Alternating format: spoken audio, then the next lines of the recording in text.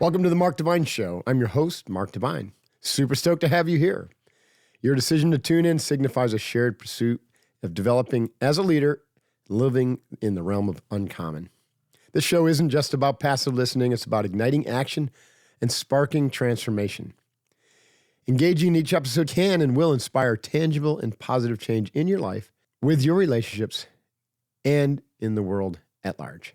Topics and guests include physical and mental toughness, emotional resilience, finding purpose, breaking barriers, evolving consciousness, spiritual truths, and neuroscience. My guests are uncommon, living uncommon lives, bringing uncommon insight into this world. Today, I have the honor of speaking with Dr. Jill Bolte Taylor, a renowned neuroanatomist, author, and advocate for brain health. Dr. Taylor's groundbreaking work on the brain and its potential for healing, transformation, and resilience is extraordinary. You may be familiar with her work, her best-selling book, My Stroke of Insight, and her TED Talk, which has close to 30 million views, where she talks about her personal journey through her own stroke, an 8-year recovery, and the profound insights and transformation that came from that experience. Dr. Taylor's work now extends beyond the clinical. She's dedicated her life to exploring how we can better understand and optimize our brains for peak performance, emotional resilience, and clarity of thought. We're going to discuss her new book, or her second book, Whole Brain Living, which continues the exploration, offering powerful tools to help unlock the full potential of our brains by embracing both left and right hemispheric living. Welcome to the Mark Divine Show, Dr. Jill. Dr. Jill, thank you so much for joining me here on the Mark Divine Show. I'm really excited to meet you. It's a great honor, so I appreciate your time. Thank you, Mark. I'm excited as well.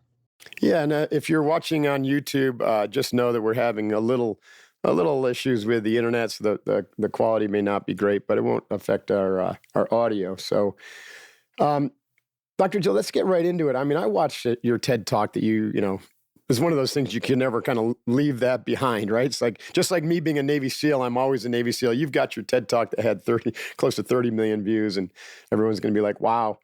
But that was really impactful. And I know you get asked to tell the story a lot, but can we just start with the story that kind of got you started down this path, down this rabbit hole of yours?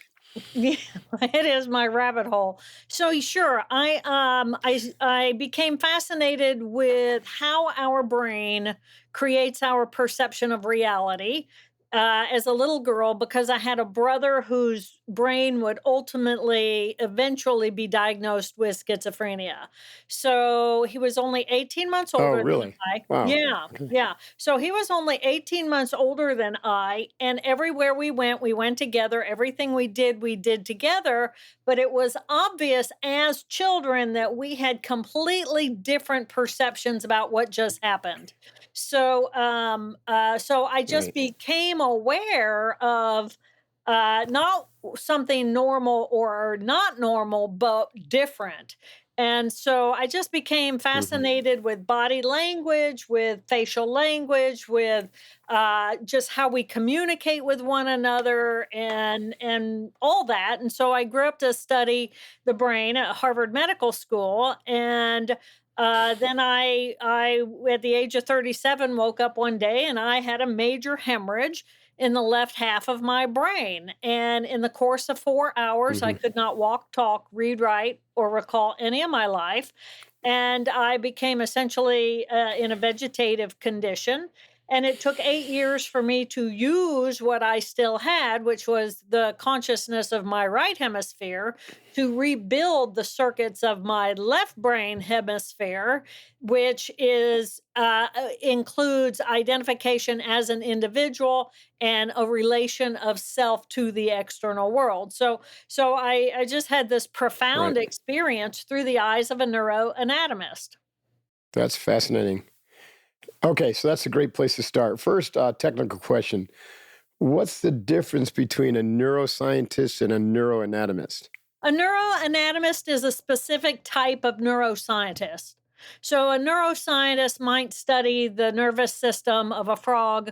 But a neuroanatomist studies the anatomy of the brain, and I was a human based neuroanatomist. So I think about the human brain in terms of cells and circuits, which cells are communicating with Right. which chemicals, and what quantities of those chemicals. And my area of focus was what's the difference between normal control tissue and humans who would be diagnosed with schizophrenia, schizoaffective, bipolar disorder. Got it. Okay. Yeah. So this the stroke you had, was that something that was genetic in nature? Was there any potential contraindications that you knew was coming, or was it completely out of the blue? It was pretty much out of the blue. It was congenital malformation of the blood vessels in Mm-hmm. the left hemisphere of my brain. Throughout my since the age of 17, I had my first migraine headache, and it was a full Mm-hmm. blown where I experienced the aura, the tunnel vision, the nausea, the pain in the head, and but I was diagnosed, but in those days, we didn't have MRIs, we didn't have functional imaging, we didn't have all the tools of the last really 10, 15 years. So I was simply diagnosed Mm-hmm. with migraine, and I would have maybe one, maybe two, maybe none in the course of a year. And it turned out Mm-hmm. that these were actually small bleeds that I was having. And after 20 years of these small bleeds, one of them was the big bleed. Got it. Wow. Yeah. Now, in your TED Talk and also both your books, you talk about that experience and how you were able to kind of witness or observe the kind of the unwinding of what you call kind of that left brain time and memory based personality self. Can you kind of just describe that for the listener? What was that experience like? And did you think you were dying? And were you surprised that you didn't die? I mean, just give us like maybe take us through it as if you were not re-experiencing it, but we'd love to hear that part of it. Well, yeah. So on the morning of the stroke, I woke up and I was having a pounding behind my left eye. And I thought, okay, well, maybe I'm going to have a migraine come on. But it was unusual for me to experience physical problem. I had been very healthy and I was very athletic. So my body didn't usually rebel with headache. So I got up and I had tunnel vision, like focused, foggy on the outside, and then this pounding headache. So the first thing I did was close the drapes in order to get rid of the light coming in. And I got onto my cardio glider, which was my normal exercise routine. And I was just exercising, moving this machine, and I was literally looking at my hands on the bar, and they looked like the primitive claws grasping onto the bar, and it was so bizarre. But I'm a Wow. neuroanatomist, so I get fascinated by neurological weirdness, and this was definitely neurological weirdness, right? And so I'm trying I would say. just have observe the experience, and it was as though I was observing myself, witnessing myself having this movement experience instead of simply being the person having the movement. And I thought, well, this is no good. Mm-hmm. So I got off my cardio glider. I'm walking across my living room, and I'm actually consciously having to move my legs, get the body to go. And then I'm stepping into my shower, and I lost my balance as I stepped into the shower, and I'm observing myself in relationship to the wall and the shower space, and to me everything had shifted into a conscious awareness that I didn't know where I began and ended anymore. Now I was literally energetically as big as the space around me with no separation. So it was clear I'd never had any of these phenomena before, and it was clear I didn't know I was having a Mm-hmm. stroke, because as a neuroanatomist, neuroscientist, I've learned about stroke, symptoms of stroke, but I'm not a practicing MD, so I don't have exposure to stroke survivors.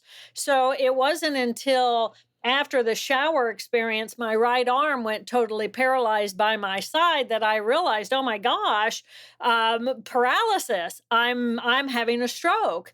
And then my brain says to me, wow, this is so cool. I mean, it was so fascinating to witness what is paralysis feel like, because when you have Right.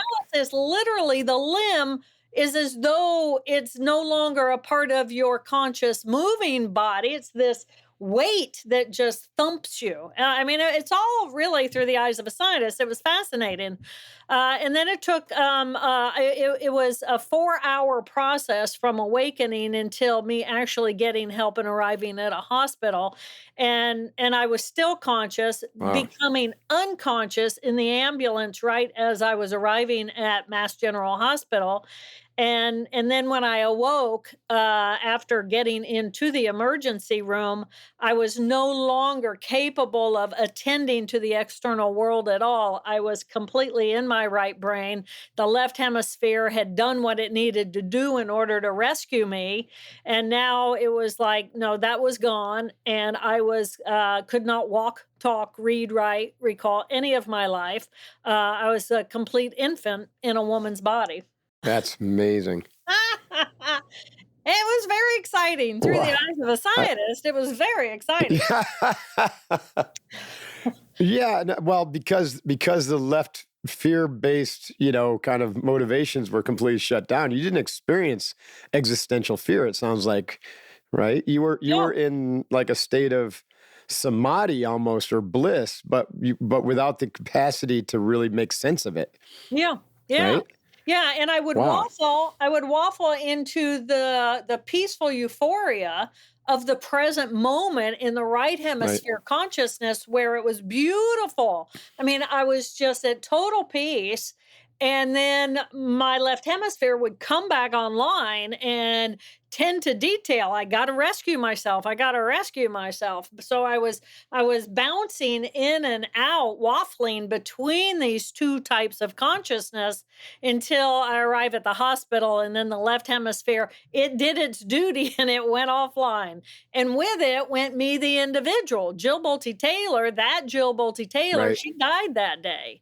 And I had no idea if I would ever come back to having a consciousness as an individual, but her education, my past, my memories, I didn't know what a mother was, much less who my mother was. I mean, it was all in that circuitry that was now swimming in a pool of blood. So it was a big trauma.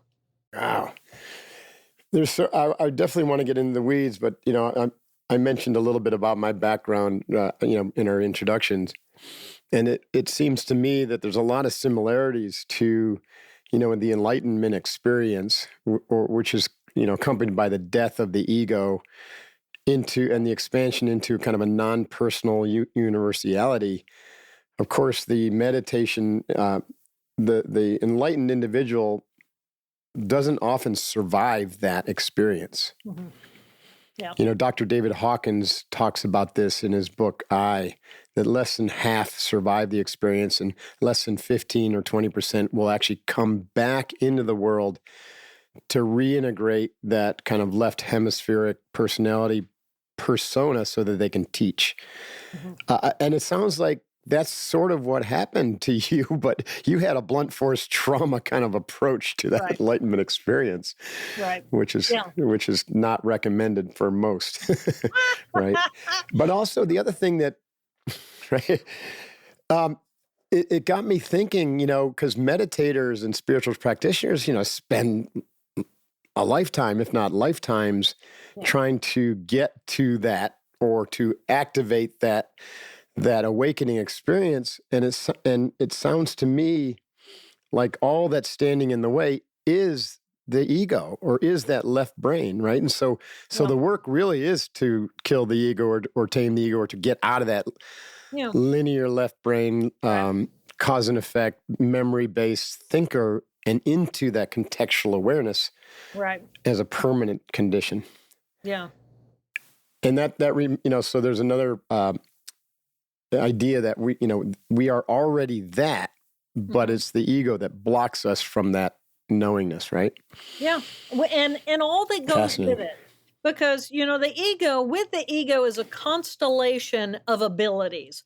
As an ego, I am an Right. individual. I have boundaries of where I begin and end. I have language, the ability to create, the ability to understand, the ability to write and to read and to have this linearity across time. So that I, the individual, have a past and a future. So it's this constellation of personality, and it's really difficult for people to consider, what does it mean to get rid of the ego? And so to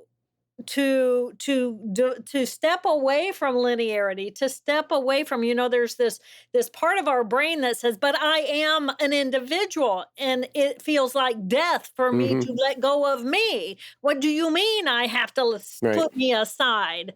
And I say, it's just a group of cells inside of the brain that says, I am here. This is where I begin and end. It's a group of cells that says, I am Jill Bolte Taylor. It's a group of cells that read or speak or write or all these things. Linearity across time is a group of cells inside of our brain. So if we're not running that, what is the alternative constellation of cells that we embody, that the individual is overriding because it's so loud and it's running dominant in most of our brains most of the time? You, as a Navy SEAL, were trained, it's my understanding, and I'm completely naive other than, what I've read or watched or learned, but and so I'm not there. But what my understanding is what you trained yourself to do as a team member was to become one of the ants of the group of ants that work together just on automatic in relationship to one another, completely in skill set. I mean, what you do for training of your body and your mind, but as a team to move in fluidity where one person looks one way, another person looks the other way, and you're actually absorbing the space in 3 dimension. In order to do that, you have to get out of you, the individual. You have to shift into that consciousness of a part of the we as a team, which is one animal, one entity doing something. That's how I look at it. Yes, really, really well said. Are you ready to revolutionize your hiring process? Don't search for employees, match with Indeed. Indeed's driven by the search for better. And when it comes to hiring, Indeed is your ultimate solution. Why Indeed?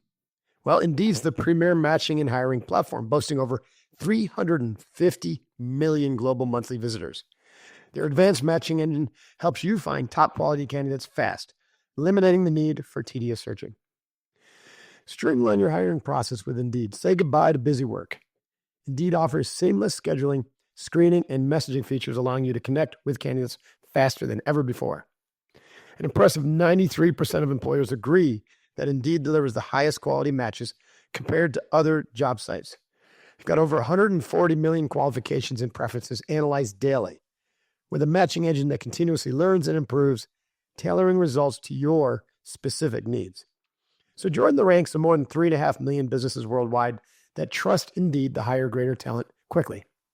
In fact, during this short ad, approximately 23 hires were made on Indeed globally. There's an exciting opportunity for you. Get a $75 sponsored job credit to boost your job visibility. Simply visit Indeed.com/divine to claim this special offer and support the Mark Divine Show. Remember, when it comes to hiring, don't search. Match instead with Indeed. Visit Indeed.com, INDEED.com/divine, DIVINE, right now. Terms and conditions do apply. You need to hire? Then you need Indeed.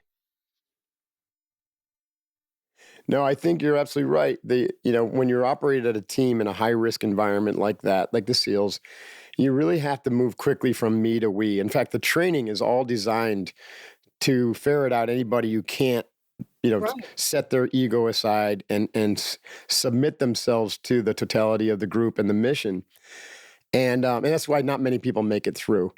But you said something also, the experience of SEALs, in their intense training, and of course over long periods of training. So the more time in under pressure that you have as a SEAL, you Right. very quickly can get into that collective flow state Right. where the boundaries, as you described, really kind of diffuse. And you even have, I remember quite distinctly having, experiences that are non-linear, right? Non-rational. Yeah. For instance, being able to really understand the entire, how all the team members are thinking non-verbally without having to transmit any verbal commands or words. You were just picking it up. You call that Right. like extrasensory perception. Right. Um, there was a lot of imagery work, and a lot of experiences I had with time being really malleable. Yeah. Right. I had a parachute accident. Well, you'd appreciate this. I had a parachute accident once where I had no parachute above me and I was just plummeting to the earth and, facing certain death, and time just like radically slowed down. Yeah. And I was calm and Yeah. almost I felt really peaceful. And as I worked the problem to deploy my reserve and so those things became kind of routine and commonplace. So I think there is the ability to train this, kind of like bilateral cross hemispheric Right. integration where you don't lose the ability to have, that Right. linear left brain thinking. You can actually use it quite well, but you can kind of turn it on and off to some Yeah. degree. You're controlling what you're actually focusing on. It's available. Right. So you can tune Right. to it immediately if you need it, but it doesn't have to dominate, because when the left hemisphere dominates, it tends to dominate and inhibit what's going on in the right hemisphere. But the right hemisphere seems to have this ability of being able to use the information in the left hemisphere without giving it control. And it sounds to me like but Right. you're exactly right. When time slows down like that, when you are in this complete conscious awareness of the present moment, there's this massive expansiveness and this slowing down of time where the left hemisphere is bringing in a completely different form of data. And there's a calmness allowing me to Hmm. experience the present moment without that fear that's housed in that left hemisphere of, oh my God, I'm going to die. Fascinating. There's been a lot of research coming out lately about the gut brain and the neurological processing capacity of the heart. So you could call the heart part of your brain or the gut part of your brain system. And I would go so far as to say that the whole body really is a part of the brain. It's involved in thinking. Yeah. How does this, if at all, change, your view since you've kind of wrote your book, Whole Brain Thinking, which is really talking about the brain and the head, Yeah. So I focus on whole brain living, which is based on the two emotional groups of cells, and then the two right? thinking groups of cells. So in each hemisphere, there is a group of emotional limbic cells, and then on top of that is Right. groups of these thinking cells. And the thinking cells above are designed to, all the tissue that's added on top of is kind of designed to regulate and modulate what's going on in the group of cells below. So I focus on Hmm. those groups of cells because those are four levels of consciousness and skill sets that the brain has. And that's the brain, the limbic tissue we share with other mammals. And then the thinking tissue is pretty unique to human, and it's 6 layers thick, and it's very complex.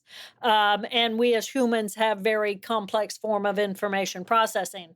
But you're absolutely right. We have, if you do a body dissection, and I'm a gross anatomist as well as a neuroanatomist, so cadaver lab is my, favorite lab to be in, because the human body is so beautiful. But as you do a human dissection, there are groups of neurons, plexi, around different parts of the body as well as different organ systems.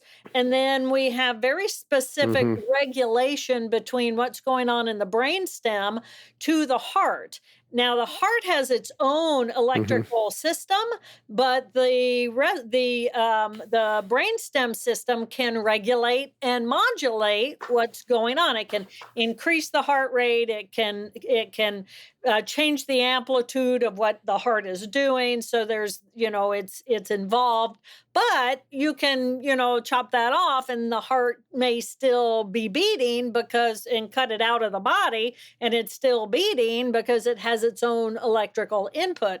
And then the gut has its own essentially nervous system called the enteric nervous system, and it Mm-hmm. is Right. responsible for figuring out, as we draw all this nutrition out of the gut, which is really just a tube running through our body, and as those molecules absorb between the cells of the gut into the venous system and then the mesenteric system, and then and the immune system is there to take the big chunks of molecules, and then it's the body is just this masterpiece of design.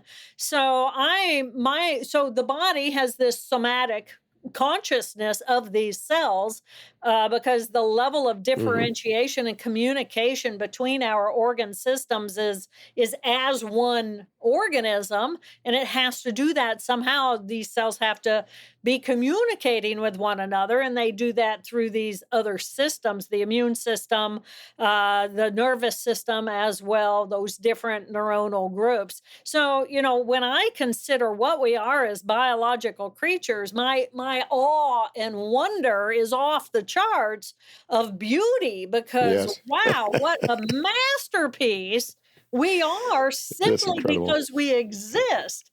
And yet we do not exist in a society that recognizes I'm amazing simply because I am, and what a That's right. different humanity we would have and be living if we all had walked in with that attitude.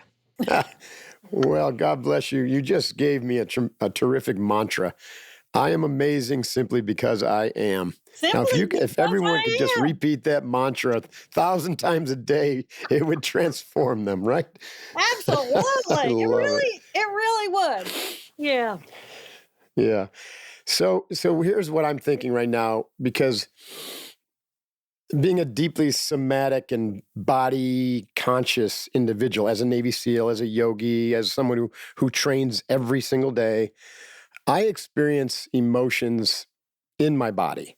Mhm. I experience the intuition or instinctual intuition of my gut. It saved my life several times. I experience the empathic energy, compassion, joy of the heart.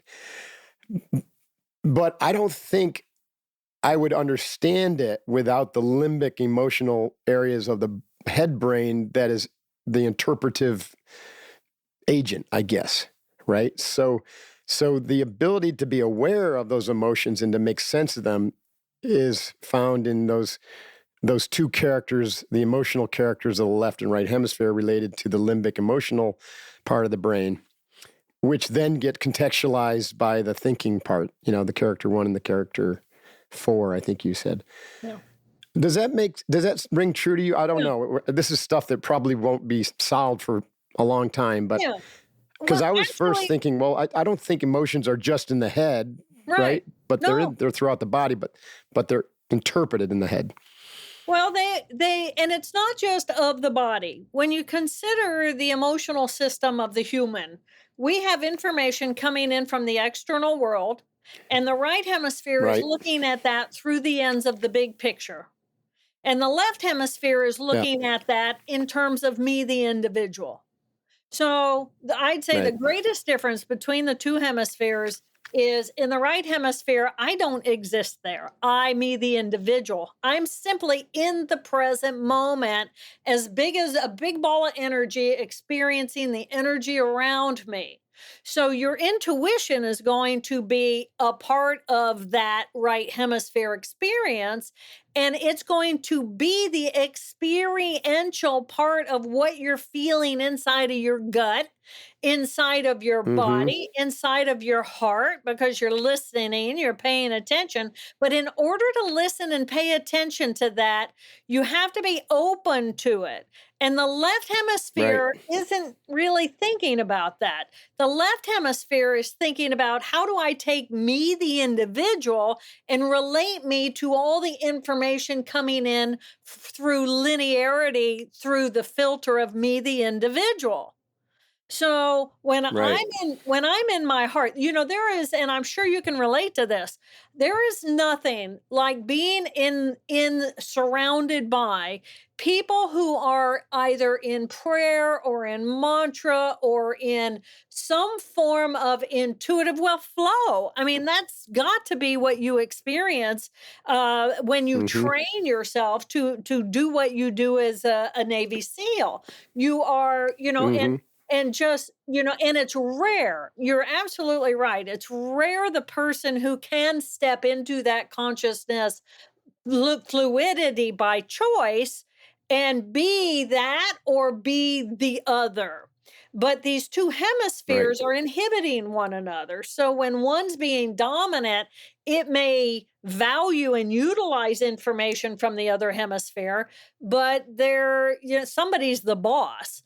And when you step into that level of fluidity, you need the boss inside your head to be the collective, not the me, the individual. Yeah, I totally agree with that. That makes so much sense. And once again, I'm drawn toward, kind of the Eastern view, like Advaita tradition. It means not two. It means you're both the non-personal expanse while simultaneously you're the boundary time and memory based personality. Right.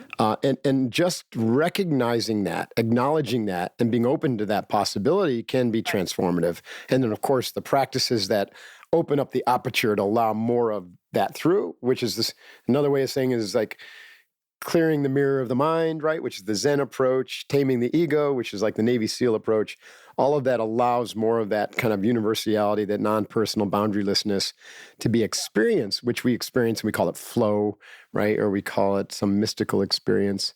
Yeah. And actually, what's nice about it, and I want to kind of have this kind of pivot into the four characters that you talk about, is some people will say, yes, so what? You get to have a good experience. And I say, well, it brings great benefits to both you, your life, those around you, and the world writ large.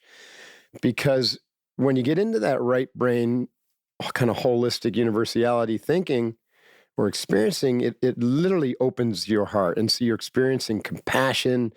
You look, like we talked about earlier, you're looking at the sameness and the beauty and everything instead of looking, through that fear-based ego lens and judging, right? Right. And categorizing. And so Right. it actually brings great benefits for things that really matter, such as peace of mind, right? And inclusiveness, things that we need more of in the world. Physical health. I mean, if the left And health, hemisphere yeah. is the stress circuitry, and it is, and we're running the stress circuitry based on our values of me and mine, and I've got to hold on to mine, and the goal for me and mine is to get more Right, because more is the value of that left hemisphere, then that's stress. That is our stressful circuitry. right. Where the right hemisphere, as we shift into the present moment, there's no sense of urgency because I'm not pushing towards something. I'm simply in the presence of the present moment. open. And as I expand and open, I relax. And in that relaxation and the relaxation of my perception of boundaries, mine as well as those around me, then we're open hearted and we're collective, and it's relaxed there. It's a whole different consciousness and way of taking care of oneself, which is why meditation is a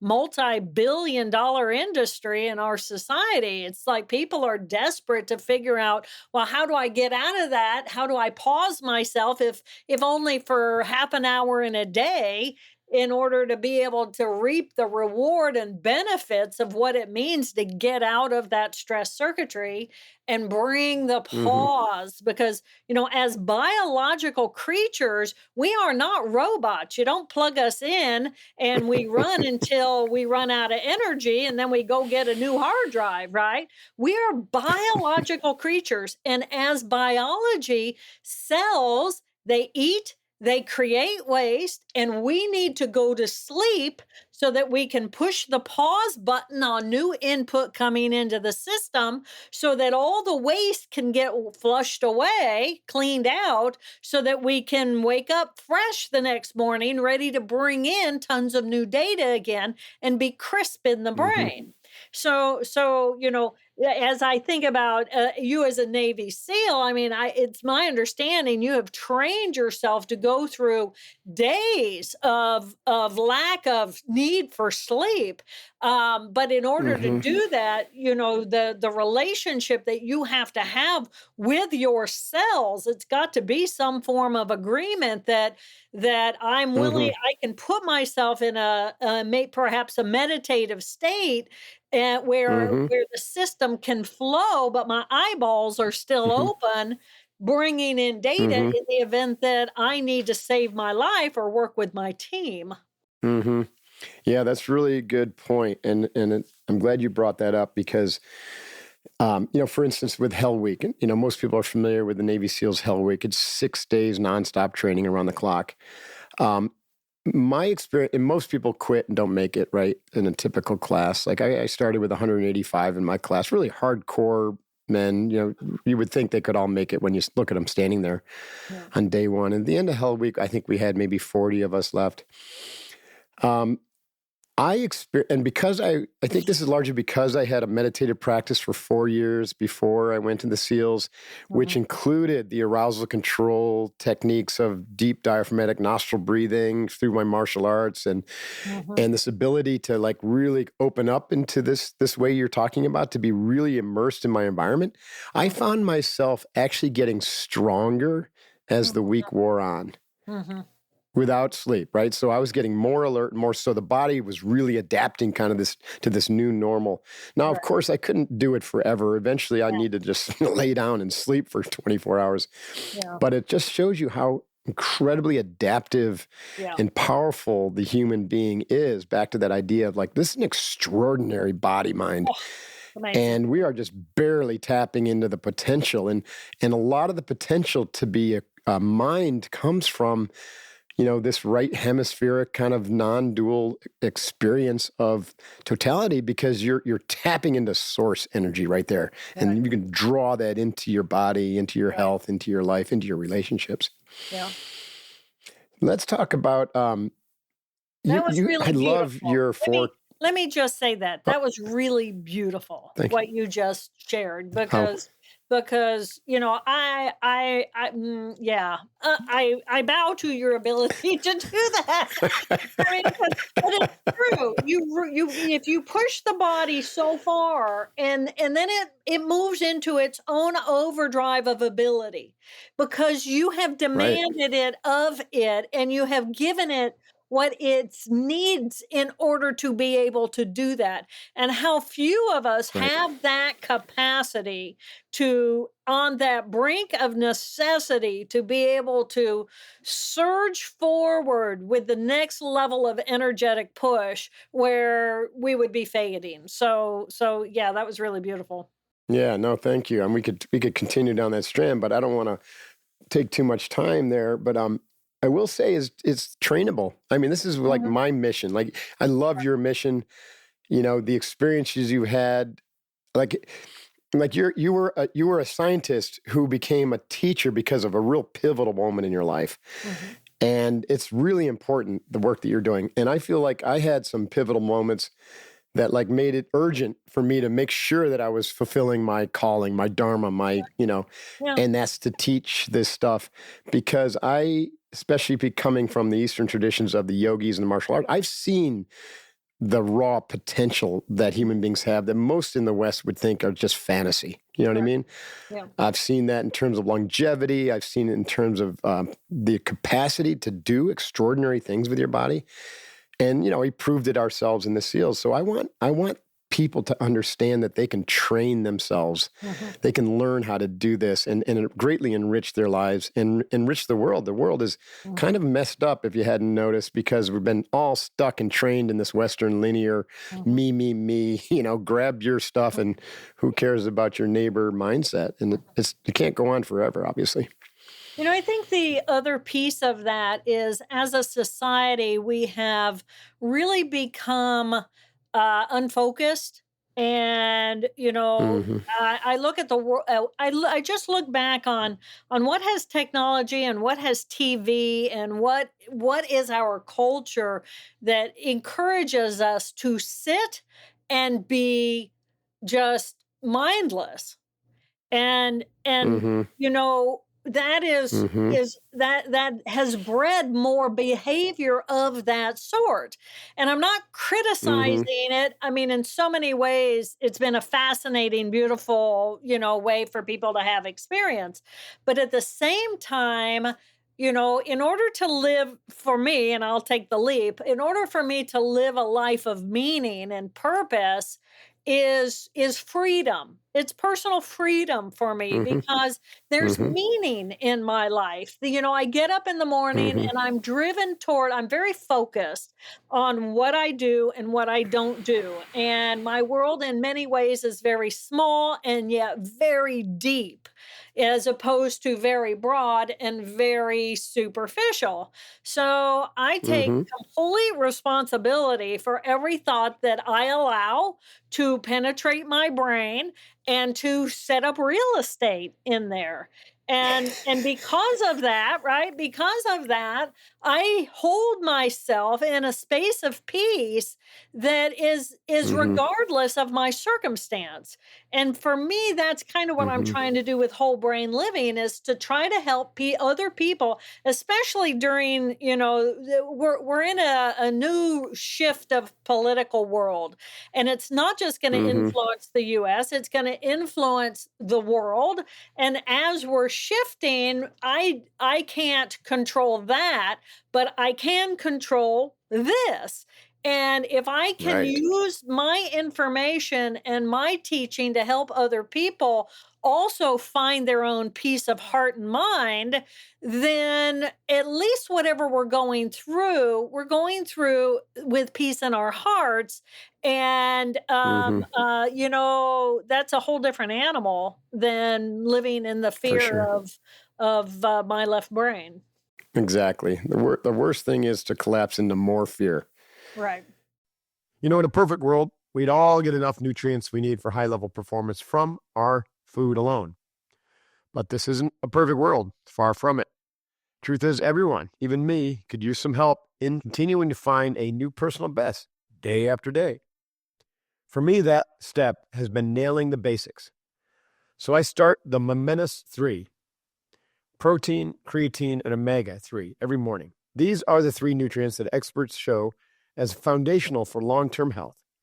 And taken daily, that protocol supports every cellular function of the brain and body, muscle recovery and growth to focus and energy.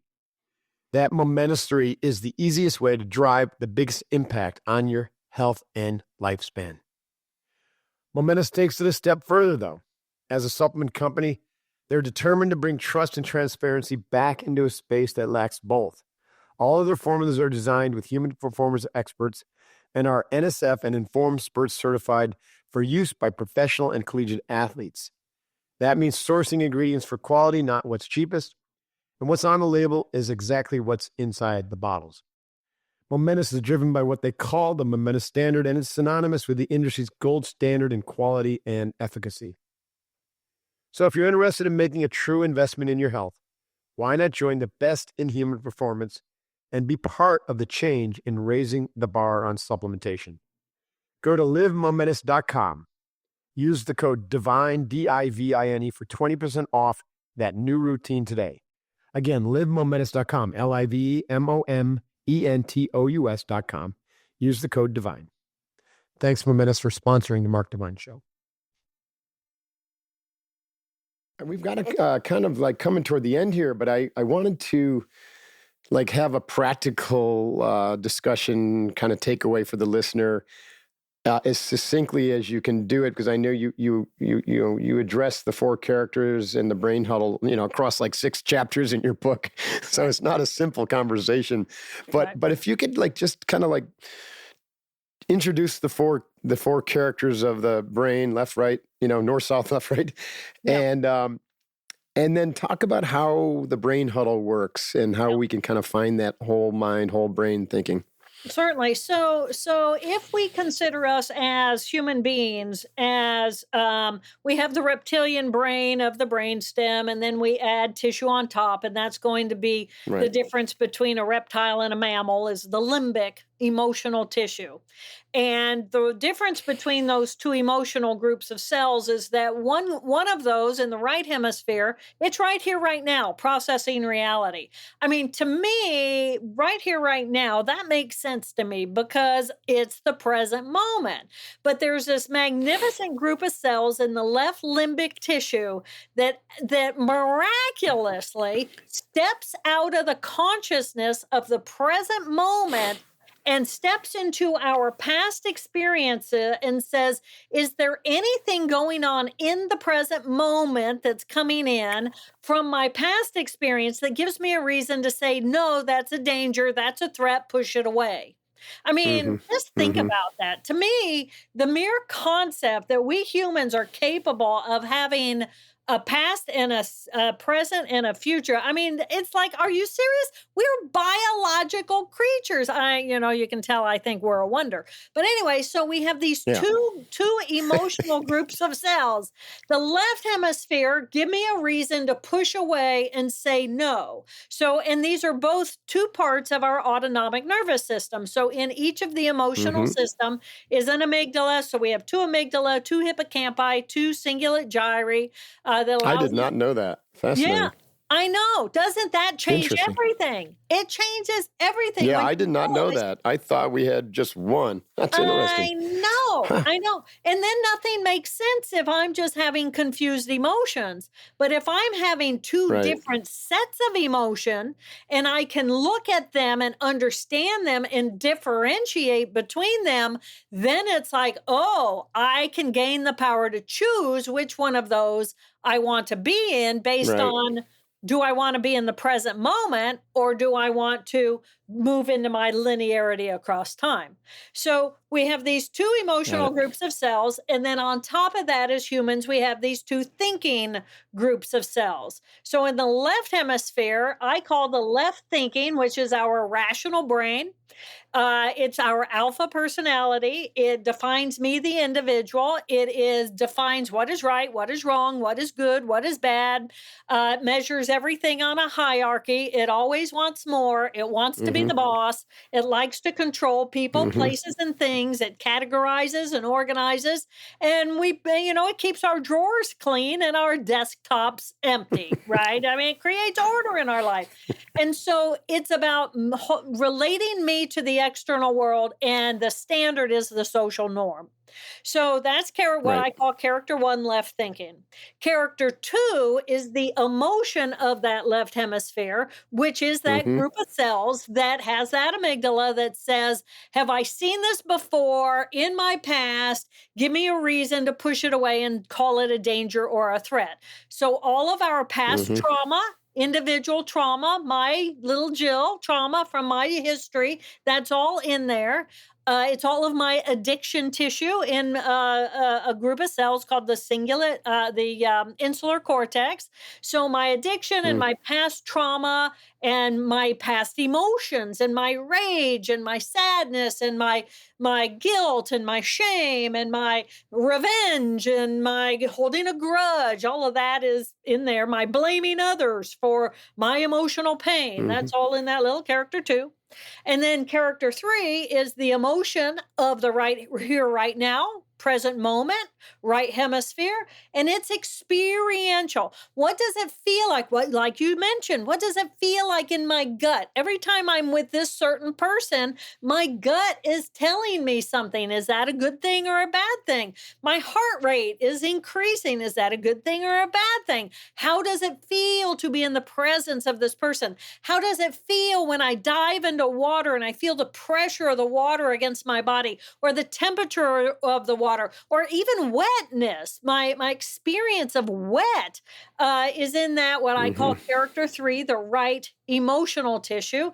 And then the right thinking mhm, tissue is in the presence of all that is I, the individual. I'm over there in that left hemisphere. So I don't have the boundaries of where I begin and end. I am open with a compassionate heart because I see everything as one collective whole. And this is where my awe and my wonder and that feeling that you get when you're at the top of a mountain and you just feel like you're as big as the universe and yet just a little speck of dust. All that feeling, that experience. And so we have these four different constellations of skill sets made put forward by these cells, and each of these ends up feeling like a different personality inside of ourselves. And mhm, so when we can train ourselves to recognize which character am I exhibiting in any moment, and recognizing and being able to say, in this moment I'm going to go play and I'm going to go be in my little character three, right, experiential, and I'm going to go off on an adventure and I'm going to have a great time. It doesn't matter if it's raining out. It's like I get to go for an adventure. I get to go be creative and I get to be entrepreneurial and I get to just be out there having the experience of it and be in the wonder of that. And then I can come back in and I can go to work. Right. So those are very mhm. different parts of who we are. And so there's a tool that first of all, when you get to know, they each of these four characters feels different in our body. They often wear different Right. clothes. My character one is the only one that ever puts earrings in my ears. My character three, her clothes have holes in them because she's going to go do something that's a mess. Why would I wear my good character one clothes to go do a character three adventure, right? I'm not going to do that. So you get to know these different parts of who you are, and then you can actually, in a present moment, bring them into communication with one another, and they can negotiate your time. And it's like, okay, I've got 3 hours before I need to be on the computer in order to have a conversation with you. So I'm going to put on my nasty clothes and go to the battery banks and I'm going to make a mess out of the batteries and I'm going to do my thing and I'm going to listen to great music and I'm just going to do my duty and be there and have fun. And then but my character one has set the alarm on my clock. So I have 30 minutes before I need to be here in order to get cleaned up, in order to show my face for you. Right. But it's a negotiation. And when you're listening to all the different parts of who you are and giving them the time that they need in order to feel satisfied, then to me, this is complete personal freedom to have the power to Mhm. choose who and how you want to be in any moment. It's a beautiful, beautiful way of living your life.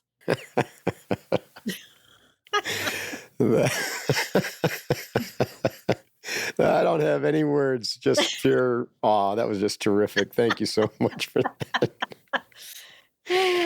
And Oh I man. mean, I'm thinking about, you're like this great, this is really fun for me because you're like this great adventurer. You Yeah. have ever since you were young. I think you mentioned you were 20 when you first really started with meditation and Eastern ways Mm-hmm. of thought versus Western ways of thought. And you started exploring how to silence your own left language centers Mm-hmm. and to move back then into the present moment, and with that comes an Mm-hmm. expansiveness of awareness. And so by doing so you have trained yourself, because everything is in life is a training, right? What's going on inside of your brain, Mm-hmm. whatever you're doing, we're doing it consciously or unconsciously. So you and I Right. have Mm-hmm. chosen to live very conscious lives, and so we take responsibility for where does our mind go, what kind of information are Mm-hmm. we fueling ourselves, how are we practicing and growing different parts of who we are and challenging different parts of who we are so that we can step That's right. into that at will. And so, Mm-hmm. it's fun for me to actually meet somebody like you because you get it completely. Because No, you I do do, and it. I actually want. I do it, and also it's so multidimensional, right? And it's an ongoing lifetime practice. I Moment by love that moment. you brought the 12. Yeah, I love that you brought the 12 steps in for trauma healing because that's something I have some familiarity with, having grown up with an alcoholic father, with a rager, and that damaged my brain cells somehow, right? Right. I don't know, Yeah. like if you probably could see it in an MRI or a QEEG, Mhm. that damage. And so that needs to be healed. And those kind of spiritual technologies are very useful. Yeah. I mean, I think there's other interventions. I've tried other interventions also, like um, ways to kind of affect the neuroplasticity of the brain. Like they're talking research on psilocybin and other things like that. That's all very helpful. Obviously, just meditation and somatic work and Mhm. um, exercise are Yeah. big parts of that, just getting healthy. But it's a lifetime It practice. is. But you said something profound. You got to take responsibility for that, for how you relate with the world. Right. And I have a saying that if you're not training your mind, the world's training it for you, and the results will speak for itself.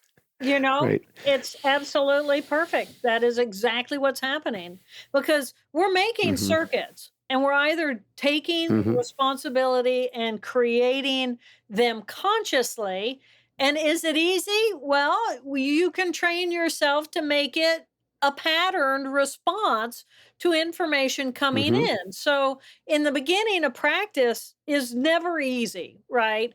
But with Mm-hmm. effort and awareness and willingness and then practice, yes, we are this magnificent collection of neurons that is all about reaching out in circuits. And so we have the power through what we're thinking and what we're focusing on to shape that circuitry, so that the beauty of neuroplasticity is the more cells run in a loop, run in a circuit, the stronger that circuit becomes. And then it begins Right. to become on automatic, and then it becomes a habit. And once you've established a Mm-hmm. habit, then it's kind of like building habits with other habits in order to manifest the kind of brain that you want to have. And it's my Mm-hmm. priority to feel a peaceful life. I don't want to be angry. I don't it feels like a violent act against myself. Mm-hmm. I don't like anxiety. I Agree. mean, it's just not a feeling I want to pursue. But I love, anticipation, eagerness. I Mm-hmm. love fun. I love grief. I don't run away from Mm-hmm. my emotions, but Mm-hmm. I have some say in the experience of them and the impact of them on me and on my life. Mm-hmm. Right. Yeah. That's terrific. This has been a fantastic conversation. I really, really, really appreciate your time today, Dr. Jill. What's next for you? Do you have any big projects or aspirations that we haven't touched on You know coming what up? What I'm doing is I am working in bringing whole brain living to school communities. And school communities Nice. is not children, school communities is administrators and teachers, and then another Mm-hmm. cohort of parents. So it's my goal Mm-hmm. to help those populations because they're essentially the village within which the children live. And if those Right. when those populations live whole brain living, then the children get whole brain living everywhere they go. And it just makes for a much more Mm-hmm. peaceful environment. So, but depending on what's going to happen to the Department of Education at a federal level now, Right. I'm actually shifting to okay. My focus is actually kind of how do I penetrate and educate the Navy This, because the DoD oh, is going to be a new source, and right. I can only imagine what it's like to be on a ship in a different region of the world, and you're on call and ready for instantaneously putting your life on the line in order to go to war. And I'm guessing that Mm-hmm. any kind of military person, I'm also focused on veterans. The way I work, Mark, is I work with specific individuals who work with specific populations because I don't need to Mm-hmm. be a rock star in any population, but I can be like the big mama Mm-hmm. neuron. And then I can make all these different people who are then rock stars in their own fields. And how do I Mm-hmm. then support them and not just become a workaholic lunatic myself? I can just kind of make Mm-hmm. magic happen as that big right brain neuron.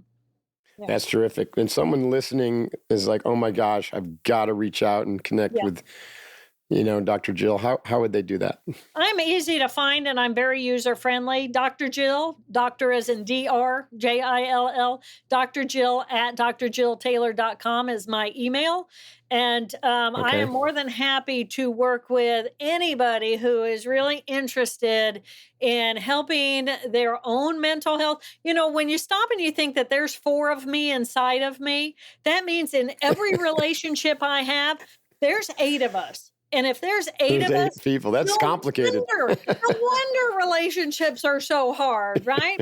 So, I'm working with people on intimate coupling relationships, and I Nice. mean, physicians who are in distress. I'm working with someone who's bringing whole brain living into prisons in order to help make a Nice. prison environment more conscious. Imagine that. So Mm-hmm. for me, it is interesting and diverse as each of us is interesting and diverse. That's terrific. Well, this has certainly been an interesting and diverse conversation. Once again, thank you so much for your time Been a and privilege. wisdom, Dr. Jill. Yeah, this has been an honor. Thank you, Thank Mark. you. It's And as we say thank in the you. SEALs, hoo-yah. Booyah. Yeah, hoo-yah. Booyah. Mwah. Thank Hoo-yah. you, dear. Booyah. What a cool conversation with Dr. Jill. I hope you enjoyed it as much as I did. If you want to dive deeper into the resources we discussed, go to markdivine.com and check it out. Don't forget to check out the video of the show on our YouTube channel. Just search for Mark Divine on YouTube. If you're not already connected to me on social media, please reach out. Connect with me on Instagram, Facebook, TikTok, or X, or LinkedIn. And there you can share ideas for future topics or guests. Big thanks to my incredible team, Catherine Devine and John Dahlgren of Jet Studios, who makes this podcast possible every week. Also, my newsletter.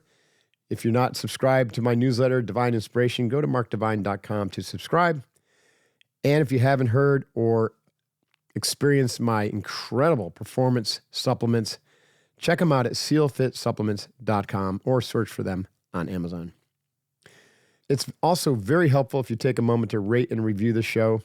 Feedback helps us grow, helps spread the movement, and bring credibility and visibility to the Mark Divine Show. So thank you for doing that. As I close here, remember, you have the power to be the change you wish to see in the world. So do the work and share this with someone who might need that extra spark of inspiration. Together, we can break new ground and shape a future led by us. Keep pushing, stay fierce and focused. Hoo-yah. Mark out.